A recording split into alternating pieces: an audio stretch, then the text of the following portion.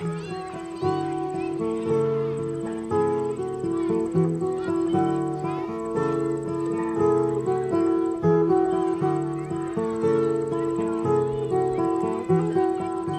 our school garden right there. We planted one kind of flower. Whatever is the tallest one will go on the outside and the shortest one will go on the inside. I like sitting there and looking at the plants and reading.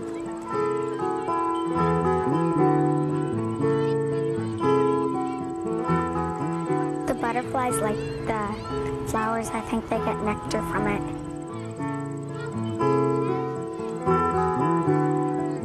There's cosmos on the outside, and there's some sunflowers.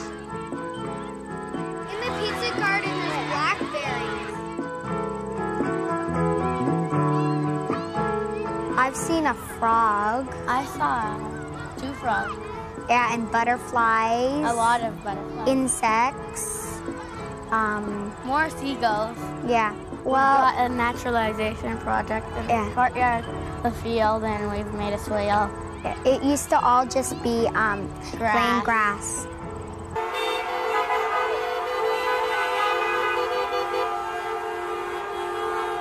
First impressions are really the important impressions. And if you're a little kid, you need to understand 3 things.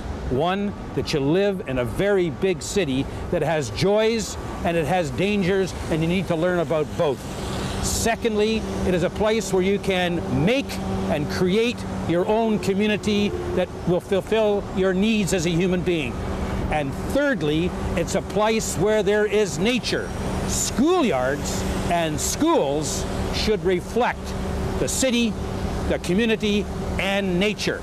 We got a pond, and then we got fish, and in our courtyard we had and more birds. We tried to bring a wild space into the city. So many kids in the city, everything is man-made. The buildings, the cars, machines, that's all they really relate to.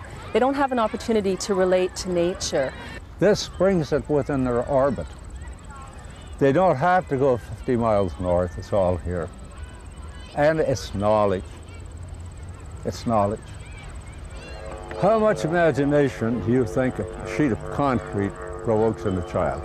It absolutely terrifies me, horrifies me when I see concrete school grounds. You just think, you know, what kind of opportunities are there for kids to actually have fun and learn and really connect with this space? It could be anywhere, it's generic. Whereas I think when you naturalize a space, and what I've tried to do in my own garden, is create a diverse community where there's always something happening that is different from what's happening anywhere else. I mean, there are surprises in a native plant garden in a way that there is just no surprise in concrete. Last year, a wild mother duck laid her eggs and hatched baby ducklings in the courtyard. And we had our own ducks, but these ones were wild, and we didn't feed them or anything. And they ate the plants in the courtyard and got their food off of there. Yeah, so we had to, but the plants grew back on the ducks left. Yeah.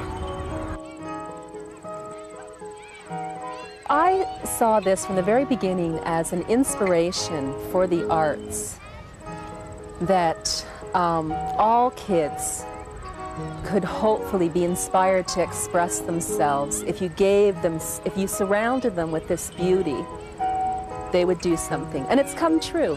They've done pageants to welcome the birds here. They've done, as I mentioned, shadow puppet plays about the history of it. They've done all the textile arts and visual arts. They've written poetry and essays. It's happened.